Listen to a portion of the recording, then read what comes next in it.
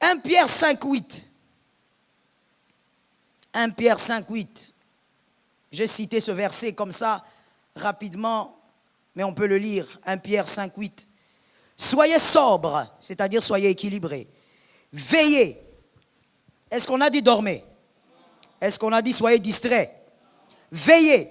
Votre adversaire, le diable, rôde comme un lion rugissant, cherchant qui il dévorera. Je pose la question, est-ce que ce verset a été donné avant ou après la résurrection du Christ? Après? C'est vrai, maman? Madame Janine, Madame Nadine, vous êtes sûre? C'est après? Mais c'est après alors que Christ nous a déjà donné le pouvoir. Il est déjà ressuscité, non? Nous sommes enfants de Dieu. Pourquoi on nous demande de veiller encore? Pourquoi? Mais on croyait que ça c'est suffisant. Puisqu'on est converti, c'est fini. Si tu ne veilles pas, on va te dévorer. L'apôtre dit, soyez sobres et veillez. Soyez vigilants. Prêtez attention. On ne peut pas prier sans prêter attention.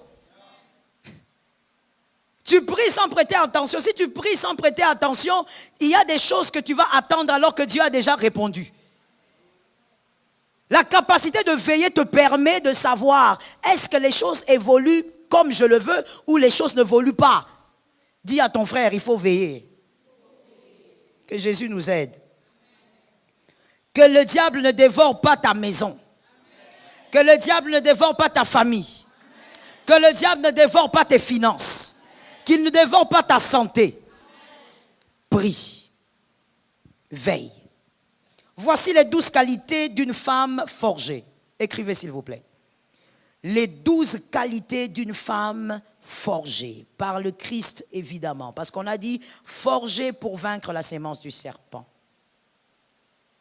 La première qualité, j'en ai parlé longuement, c'est la prière. La première qualité, c'est la prière et la capacité de veiller. Mettez ça ensemble. Priez et veillez. Priez et soyez vigilants. Soyez vigilantes. La première qualité d'une femme forgée, la prière et la vigilance. Tout ce qui est physique a son fondement dans le monde spirituel. Je suis d'accord. Comme je le disais, priez plutôt que de vous plaindre. Quittez dans la dimension des plaintes. Priez. Nous ne sommes pas là pour écouter les lamentations de Nadine, de Janine, non. Nous sommes là pour écouter la prière. Il ne faut pas être dans les lamentations. Ma sœur, en réalité, lorsque tu te plains, c'est que tu ne sais pas. C'est que là où tu te plains, là, la personne a peut-être plus de problèmes que toi. Mais la seule différence, c'est qu'elle a une autre manière de voir sa vie. Il faut arrêter de se plaindre parce que le combat d'aujourd'hui n'est pas perpétuel. Le combat d'aujourd'hui va s'arrêter. Ce que tu dois faire, c'est de trouver la solution. Il y a une sœur qui, après un culte là, à la Cité Verte, elle avait un problème. En sortant, elle me voit, elle est en train de pleurer. Et elle pleure et tout, elle me parle de son problème. Ça va. Je lui dis, écoute, calme-toi. La chose est déjà arrivée. D'abord, essuie tes larmes. Elle essuie les larmes. J'ai dit, bon, Anna, arrête. Elle essaye d'arrêter, mais tellement qu'elle avait beaucoup pleuré, elle était en train de soupirer. J'ai dit, arrête maintenant. Écoute, le problème est déjà arrivé, oui ou non? Oui, maman. Maintenant, là, ce n'est pas le temps de pleurer. Quelle est la solution? Quand la chose est déjà arrivée, c'est déjà arrivé. Il faut maintenant trouver des solutions. C'est là où des fois les femmes s'embrouillent. Tu prends 3 heures en train de pleurer, alors qu'une autre femme à ta place, elle aurait pleuré en train de chercher les solutions. Elle a gagné le temps. Il faut gagner le temps. Cherche des solutions.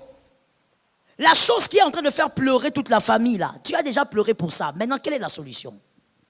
Trouve des solutions. Et la première solution la plus efficace, c'est de traiter le problème dans le monde spirituel. Et pour traiter le problème, il faut prier. Avant de parler à ton mari, prie. Avant de parler à tes enfants, prie. Avant de parler à ton pasteur, prie. Avant de parler à qui que ce soit d'un problème, commence d'abord par prier. Avant de chercher la consolation sur la poitrine de ton mari, prie. Invoque d'abord Dieu. Que le Seigneur t'amène dans une dimension de révélation pour t'introduire dans la solution. Lorsqu'on a un problème, on ne cherche pas des calmants. On cherche des solutions. Or, la femme aime les calmants. La femme aime ça.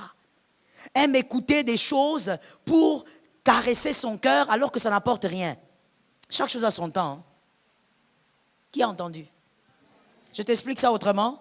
Chaque chose a son temps. Il y a un temps où la femme, à un certain âge, disons à 14, 13 ans, 16 ans même, quand tu lui dis tu es belle, ça lui fait du bien. C'est un grand plaisir, elle se sent femme et tout ça, elle est en train de devenir femme. Mais ma soeur, à 30 ans, tu as envie qu'on te dise que tu es belle. À 30 ans, tu as envie qu'on te dise, je vais t'épouser. Tu veux me dire, je suis belle, et puis, à 30 ans, il ne faut pas venir là, vous faites le défilé de tu es belle, tu es belle. Ça s'arrête seulement à te dire que tu es belle. Chaque chose a son temps. À un moment donné, il ne faut pas être là en train de chercher seulement qu'on te console, Cherche que Jésus te console. Cet amen est pourri, donne un amen. Donne-moi 3 amen. J'ai l'impression que le diable est derrière toi. Je disais, tu as besoin que Jésus te console. Quand Jésus console, hein, il ne donne pas des phrases. Il te donne ce dont tu as besoin. C'est ça la consolation de Dieu, c'est ça. Jésus, moi j'ai mal au cœur dans ma situation là, console-moi. C'est-à-dire règle l'affaire. Règle le problème. Tu ne peux pas être seulement là, tu écoutes seulement des phrases, des belles phrases, depuis que tu as commencé. Oui, vraiment, ça m'a fait du bien, ça m'a fait chaud au cœur. Toi seulement chaud au cœur. Quand est-ce que ça va aller au-delà? Quand est-ce que tu vivras vraiment le contraire de ce que tu veux vivre? Quand est-ce que tu vivras autre chose? Que quelqu'un lève sa main droite et dit, je dois vivre autre chose. Bon, maintenant, quand tu as parlé, tu penses que ça doit arriver quand? Merci. Mais il faut le dire avec force, maman, il ne faut pas douter. Il ne faut pas dire, tu vas vivre autre chose, toi tu attends 2023, 2024. Vive autre chose aujourd'hui. Ça a commencé aujourd'hui. Vis autre chose aujourd'hui. Présentiel ou distanciel, recevez une grâce aujourd'hui. Ah, la présence de Dieu, elle est devenue comme une blague, comme ça, comment? La présence de Dieu n'est pas une blague. On y entre pour vivre des mystères. On y entre pour vivre des changements.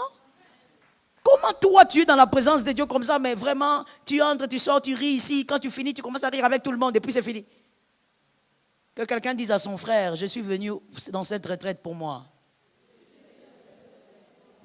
Fais un effort, ma soeur, je t'assure, pour que dans cette retraite, toi, tu sois focalisé un peu sur toi. Est-ce que quelqu'un entend? Que Jésus nous aide. Tu dois être capable d'être en prière et d'être quoi? Sois vigilante. Quand tu pries, il faut apprendre à observer les événements qui t'entourent.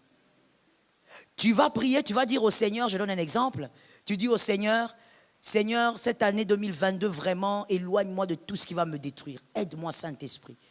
Et tu constates que ton fiancé te quitte. Tu commences à pleurer. Tu commences à pleurer, tu viens chez moi pour qu'on commence à intercéder. Le problème avec toi, c'est quoi? C'est que tu pries, mais tu ne sais pas observer. Tu as dit à Dieu que Dieu éloigne ce qui va te détruire. Cet homme-là pouvait te détruire. Dieu l'a éloigné parce que Dieu connaît les 10, les 15, les 20 ans. Maintenant, tu viens encore chez nous. Oh non, maman, je ne comprends pas. Vraiment, combat. Ce ne sont pas des combats. Tu avais prié. Tu pries, tu dis au Seigneur, Seigneur, bénis-moi, en tout cas financièrement, Seigneur, bénis-moi. Et après 2 jours, on te limoge. Tu perds ton travail. Tu dis, mais en tout cas, moi, plus j'ai pris, plus le malheur m'arrive. Non, tu as mal interprété les choses. Plus tu pries, plus Dieu répond, mais pas comme tu sais. Seulement toi, le problème aussi avec les chrétiens, c'est ça. Nous avons les réponses déjà préconçues dans nos esprits. Toute, en majorité ici, comme nous sommes là, c'est la majorité qui fonctionne comme ça. C'est-à-dire même quand tu viens prier, tu dis Dieu m'a dit, tu t'enfermes ici. Tu as déjà les réponses que tu attends. Et que tu veux voir ces réponses sortir de la bouche de Dieu, que tu as déjà fixées dans ta tête. Dieu ne répond pas selon ce que tu as fixé dans ta tête. Dieu répond selon le bonheur de ta destinée. Toi, tu as dit à Dieu, Seigneur, bénis-moi. Comment je perds un travail? Mon frère, ma soeur, est-ce que tu sais qu'il y a des travails qui sucent ton étoile? Je te donne un indice, ce n'est pas l'enseignement d'aujourd'hui, juste un indice pour que tu retiennes pour la vie, ça peut t'aider. Quand tu travailles, tu constates que tu donnes beaucoup, tu récoltes peu, on est en train de sucer l'étoile. La Bible a dit, la parole de Dieu dit, Dieu a parlé à Adam, c'est à la sueur de ton front que tu feras quoi? Mais comment toi maintenant, tu sues, tu travailles, tu fais beaucoup d'efforts, mais tu as des miettes. Dieu t'a délivré de quelque chose. Tu as prié pour les finances, Dieu t'a délivré de ce travail. Voilà pourquoi tu l'as perdu. Parce qu'un travail qui ne te donne pas selon ta sémence n'est pas un travail. On est en train d'exploiter ta grâce. Que quelqu'un lève la main, toi te dis je sors de là. C'est l'un des indices, garde ça pour la vie. Le jour où tu verras ça même dans la vie de tes enfants, d'un frère, tu sauras que ça, c'est l'exploitation de l'étoile. Dieu peut te délivrer comme ça. Tu te poses la question, mais comment? J'avais un bon travail par rapport à quoi? Par rapport à toi? Mais connais-tu les enjeux spirituels?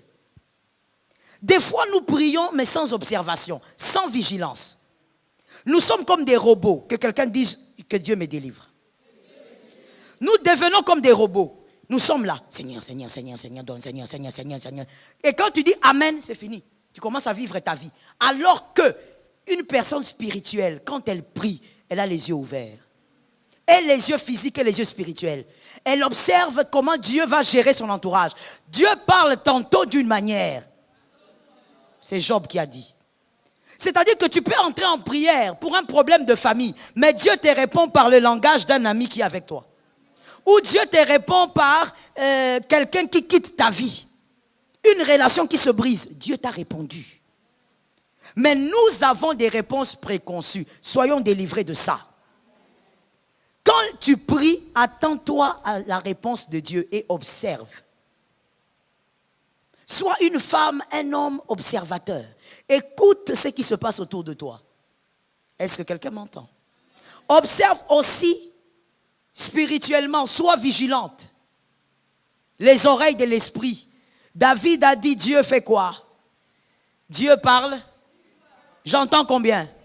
C'est-à-dire vigilance spirituelle. Quand on prêche là, toi tu entends quoi? Qu'est-ce que toi tu entends? Il faut une certaine vigilance. Et je veux te dire une chose à retenir pour la vie. Comme la Bible dit, c'est Job qui le dit, Job 3:11, Dieu parle tantôt d'une manière, tantôt d'une autre.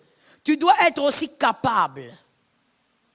Tu dois avoir la capacité de déchiffrer les attitudes de Dieu pendant ton sommeil.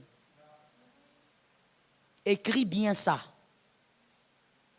Tu dois être capable de déchiffrer les attitudes de Dieu. Dieu a des attitudes. Pendant ton sommeil.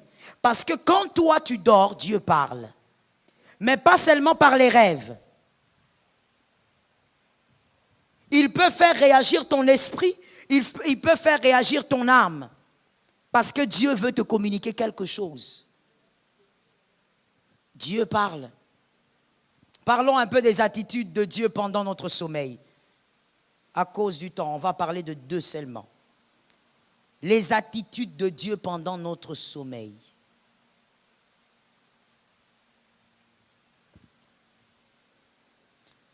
Il y a par exemple cette attitude. C'est Dieu qui réagit et Dieu fait aussi réagir ton corps ou ton âme et encore ton esprit.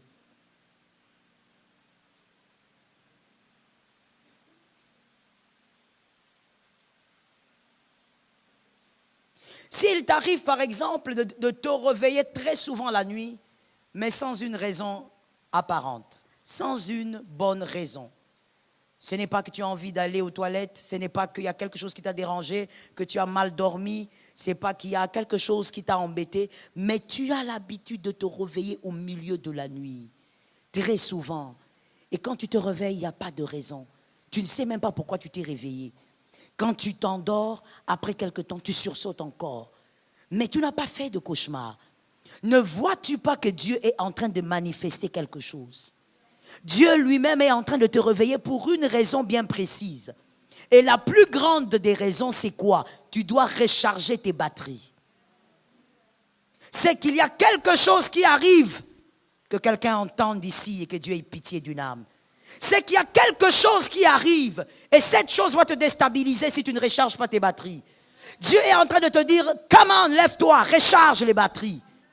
Toi, quand tu te réveilles plusieurs fois, comment tu es là en train de regarder, de tourner tes yeux comme ça, comme les guides d'une montre, au lieu de comprendre, c'est un langage. Ça fait partie des attitudes de Dieu pendant le sommeil de l'homme.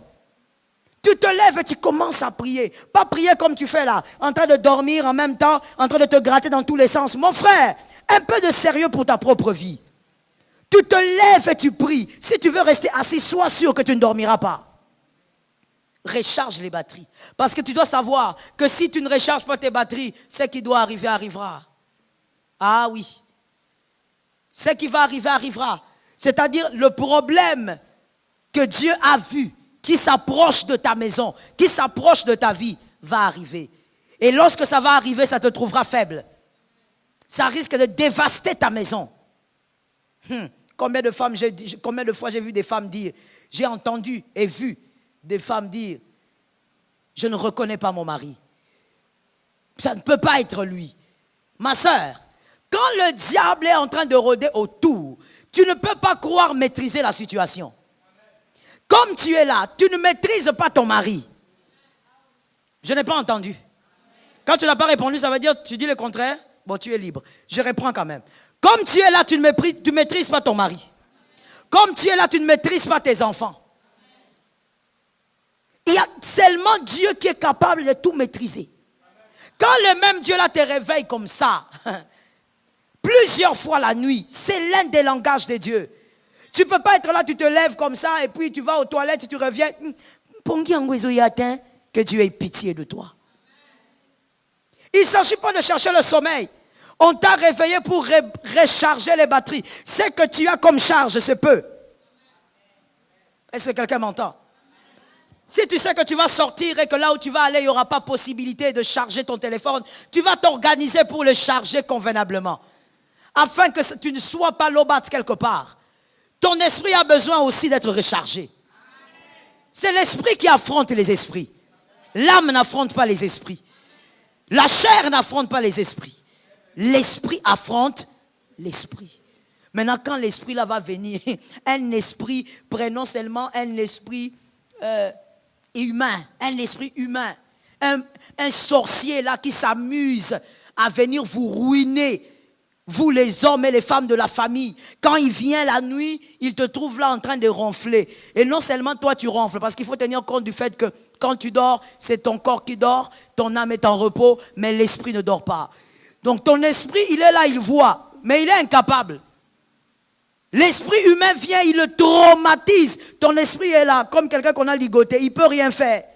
Pourquoi? Parce que toi, tu n'es pas vigilante, tu n'as pas compris que quand Dieu t'a réveillé plusieurs fois, c'était pour te dire, il y a un combat, recharge. Commence à prier, commence à louer le Seigneur, commence à adorer, mais recharge les batteries. Est-ce que quelqu'un m'entend? La Bible a raison quand elle dit, il n'y a aucune tentation qui ne soit plus forte que vous. Aucune. Aussi, il n'y a aucun combat qui n'est plus grand que toi. Si tu n'arrives pas à vaincre, c'est parce que tu as été distraite quand il fallait recharger. Tu as été distraite quand il fallait emmagasiner de l'énergie spirituelle. L'une des attitudes de Dieu pendant que nous dormons, il vient vous réveiller sans arrêt. Il y a même des gens, Dieu les tourmente à un niveau, mais lui aussi, il est à un niveau d'ignorance incroyable. Il va se réveiller, des fois même il s'étonne. C'est étonnant, aujourd'hui je suis allé aux toilettes plusieurs fois. C'est anormal. Mais il ne comprend toujours pas. Il cherche toujours le sommeil. Mon frère, quand Jésus fait fuir le sommeil, toi tu cherches. Jésus fait fuir le sommeil parce que tu dois recharger les batteries. Toi, tu cherches. Peut-être qu'en ce moment-là, Jésus est en train de voir combien le cœur de tes enfants sont en train de se détruire. Il est en train de voir, il dit, cette femme doit prier, sinon elle va perdre ses enfants. Peut-être pendant ce temps-là, Jésus est en train de voir comment on complote contre toi quelque part. Il veut que tu recharges avant qu'on t'affronte. Toi, tu dors. Que Jésus t'en délivre. Deuxième attitude de Dieu pendant notre sommeil, Au milieu de la nuit. Souvent, c'est au milieu de la nuit. Au milieu de la nuit. Comme même quand on a arrêté le Christ, c'était au milieu de la nuit. Au milieu de la nuit, vous constatez que vous avez une grande peur qui vous envahit. Vous n'avez pas reçu de mauvaises nouvelles. Vous n'avez pas entendu quelque chose de traumatisant. Mais vous sentez une très grande peur vous envahir. À l'occasion de rien du tout.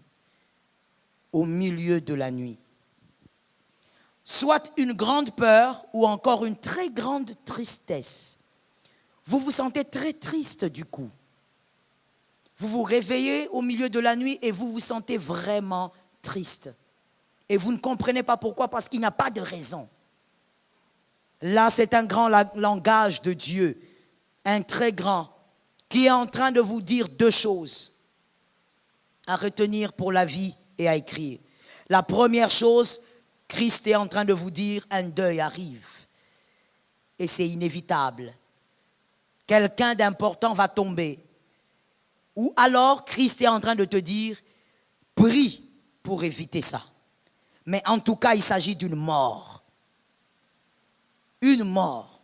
Peut-être que pendant que Dieu t'a réveillé, dans le monde de ténèbres, on est déjà en train de ligoter une personne de ta famille, un membre de ta famille. On est déjà en train de condamner, on est déjà en train de dire, cette date ici, tel va mourir. Et on est en train de sceller avec des rituels. Dieu te réveille en même temps. Et quand tu te lèves, tu te sens très triste. Tu te poses même la question, pourquoi je me sens comme ça? Pourquoi j'ai mal comme ça? Parce qu'il y a quelque chose qui se passe ailleurs. Il y a une mort qui a été programmée. Que quelqu'un dise, cette mort programmée ne m'atteindra pas. Ce n'est pas seulement sur toi. Quand tu as dit ça, là, c'est sur toute ta famille. Même les cousins que tu ne connais pas. Cette mort ne doit pas t'atteindre. Combien de fois, je sais que vous êtes là, même en distanciel, je sais qu'il y en a.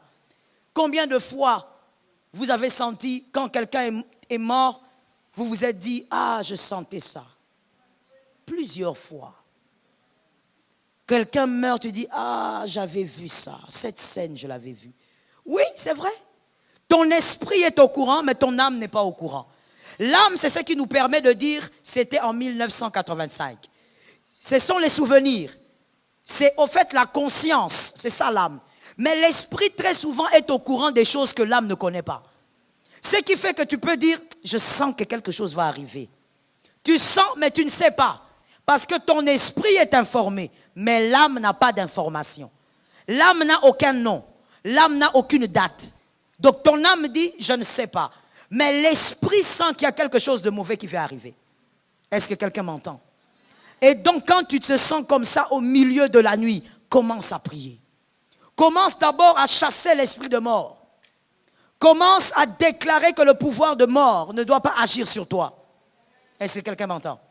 Dis à ton frère, le pouvoir de mort ne doit pas agir sur ma vie. Il faut apprendre à confesser la vérité et la bonne chose, ok? C'est en confessant de la bouche qu'on parvient au salut. Dis à une voisine, à un voisin, le pouvoir de mort ne m'atteindra pas. Donc quand tu vois ces deux choses, tu dois être capable de comprendre que ta nuit n'est pas normale. Elle n'est pas ordinaire. Dieu a parlé. Il faut réagir face à ce que Dieu a dit. Est-ce que quelqu'un m'entend bien? Il y a une dame, au nom de Jésus, que ça ne t'arrive pas. Au nom de Jésus, que ça n'arrive jamais à ta maison. Au nom de Jésus, que ça n'arrive jamais aux enfants de tes enfants. Au nom de Jésus, que ça n'arrive jamais aux enfants de tes enfants. Que ça n'arrive pas dans ta lignée au nom de Jésus. Il y a une femme qui dormait avec son mari. Dormait. Une femme forgée doit être une femme de prière.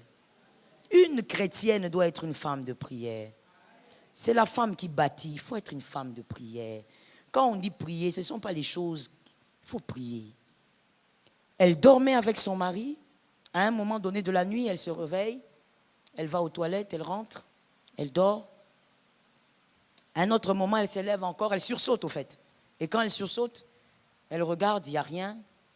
Elle dort. Et puis cette fois-là, Dieu est un Dieu d'amour. Dieu réveille son mari se réveille, il dit, ah, réveille sa femme. J'ai fait un cauchemar. J'ai fait un rêve bizarre. C'est quoi ton rêve? Non, non, non. C'est pas important. Prions. Bon, d'accord. Pendant que l'homme est en train de prier, la femme dort. Tu fais, mais c'est toi. Tu dors toujours quand il faut prier la nuit, non? Elle dort. Son mari l'a réveillée. Ah, chérie, hein? Mais on prie. Je te dis que je fais un rêve bizarre. Oui, je prie. Ah, elle prie. Le diable est mauvais. Il n'est pas ton ami. Il ne le deviendra jamais. Il a combattu Dieu. Ce n'est pas toi qu'il va gérer. Il dit, mais prions. Il dit à sa femme, prions. La femme dit, mais je prie. Elle prie, elle ferme les yeux, elle est encore en train de dormir. Le diable, comme il n'est pas loin, son mari se fâche. Il dit, mais toi tu es comment? Je te dis de prier. La colère monte. La femme aussi monte. C'était des moments de prière, c'est devenu des moments. Voilà. C'est ça les foyers, les mariés. N'est-ce pas? C'est devenu le moment de dispute. Ça s'est transformé. Dans une fraction de seconde, ils ont commencé à se disputer là comme ça, c'est devenu chaud. Non, mais pendant qu'ils sont en train de se disputer, je disais au nom de Jésus, ça n'arrivera pas. Non, cette histoire m'a fait froid au dos. Pendant qu'ils sont en train de se disputer dans la chambre, ils écoutent seulement la porte. Tout, papa. Papa qui arrête là-bas, qui va ouvrir la porte, il voit son fils aîné, il va encore gueuler sur lui, le garçon de 12 ans. Quoi? Il dit, viens voir. Je veux masquer ça. Viens voir Niclette. Niclette, c'est la petite sœur du garçon. Papa qui dit, va d'abord là-bas. Papa, viens voir. Papa va voir Niclette. Papa regarde Niclette, elle est raide. Papa soulève l'enfant, elle avait, je crois, 4 ou 5 ans, si je me souviens bien. Papa lève sa fille. Il sent que sa fille, elle devient froide, elle ne respire presque pas. Il court maintenant dans la voiture. Maman aussi sort là-bas pour dire, c'est quoi? Où est-ce que tu es? En fait, maman, elle suit papa pour continuer la dispute. Les mariés donnent un amen. Les mariés ne savent pas que c'est comme ça. C'est comme ça. Donc la femme, là, au lieu même de se calmer, non. Ça veut dire le diable, il aime passer par la femme, comme depuis le début. Elle suit son mari, ce n'est pas pour savoir pourquoi l'enfant toquait, c'est pour aller continuer la dispute. Elle n'a pas fini. Elle n'a pas fini de vomir.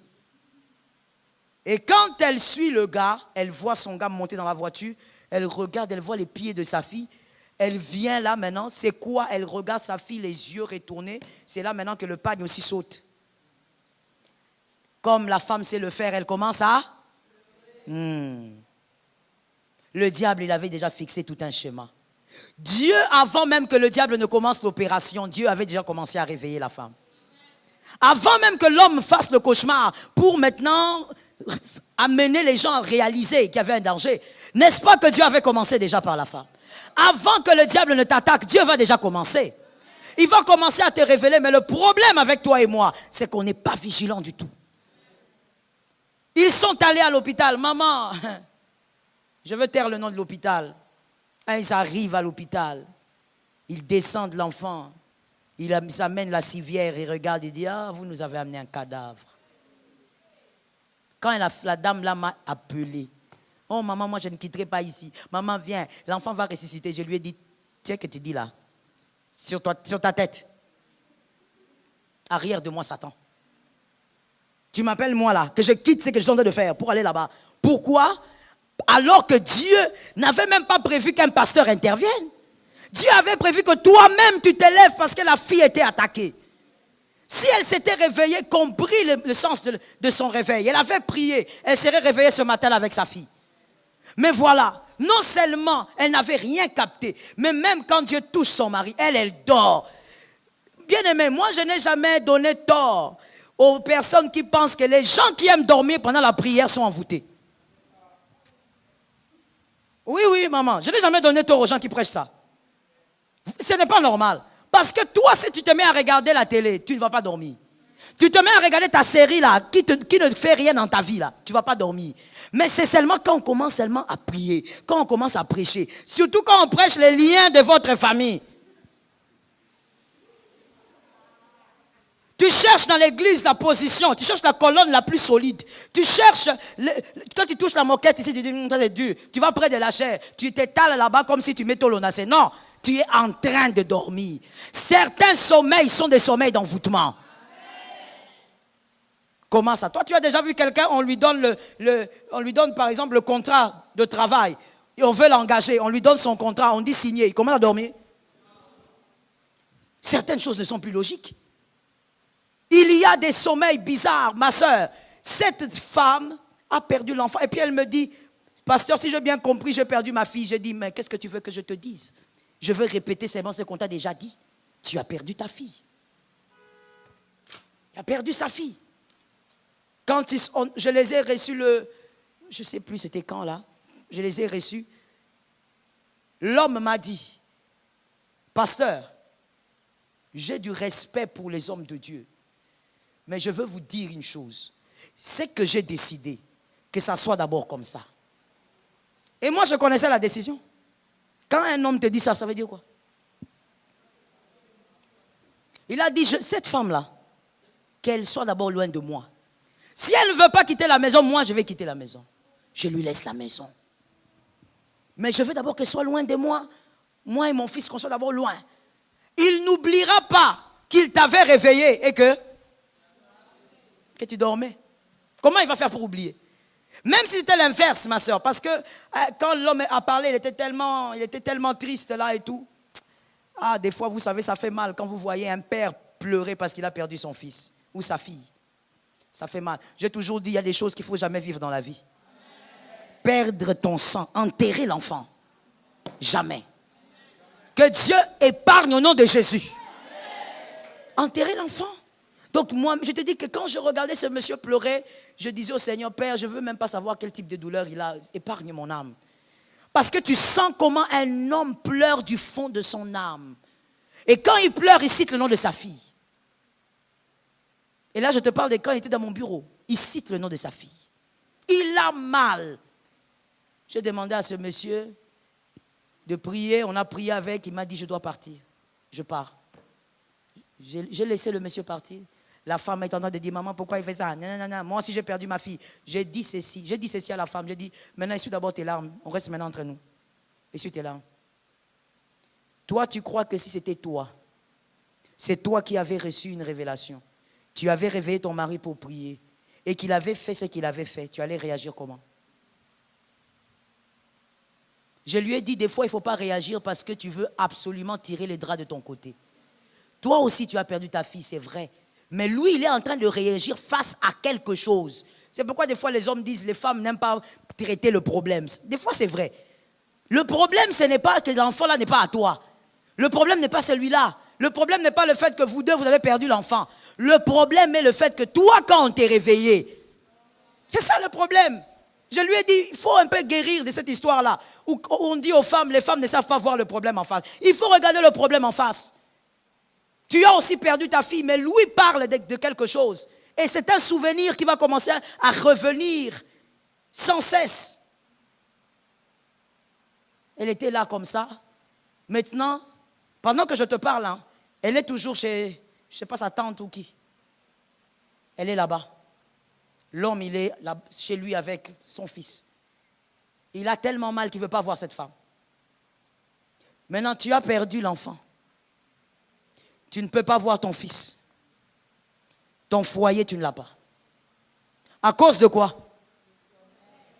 Le bango bien.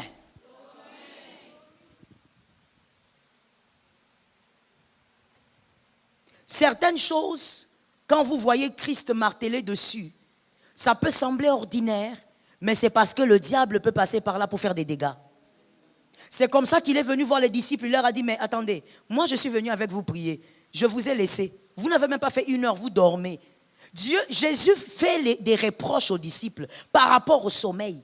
Parce que le diable, s'il veut attraper ce domaine pour te détruire, au milieu de la nuit, des choses se passent. Dis à ta soeur, des choses se passent.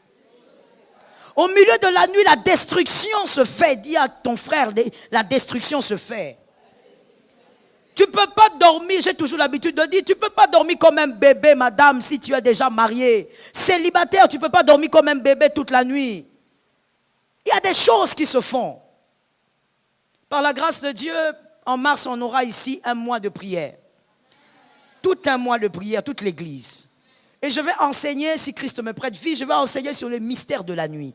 La nuit, il y a des choses qui se passent. Toi, tu ne peux pas être là, tu es en train de ronfler. Tu te réveilles le matin, tu vois les retombées de ton ronflement. Tu commences à appeler tous les pasteurs de Kinshasa. Sois raisonnable. Quand Dieu t'envoie des signaux la nuit, comprends que l'heure est grave. Des fois même, écoute, quand tu as un sommeil facile, qui ont un sommeil facile ici? C'est-à-dire, tu dors facilement. Levez un peu la main, je vais vous parler. D'accord. Quand tu as un sommeil facile et que tu constates que cette nuit-là, tu n'es pas embêté par quelque chose, tu n'es pas dérangé par une situation, parce qu'une situation qui dérange peut aussi t'ôter le sommeil. Mais tu n'as pas tout ça. Mais tu constates que le sommeil ne vient pas. Alors que toi, tu as un sommeil facile. Prie. Dieu t'a privé de quelque chose de naturel pour que tu pries. Dieu t'a privé de quelque chose qui va te faire poser la question, pourquoi? Pour que tu pries. Est-ce que quelqu'un m'entend? Une prière pendant 30-40 minutes peut sauver la destinée de ton foyer. Ça tombe sur quelqu'un qui a entendu.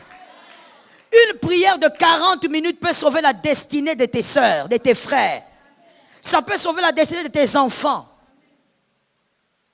Oh my God, prie.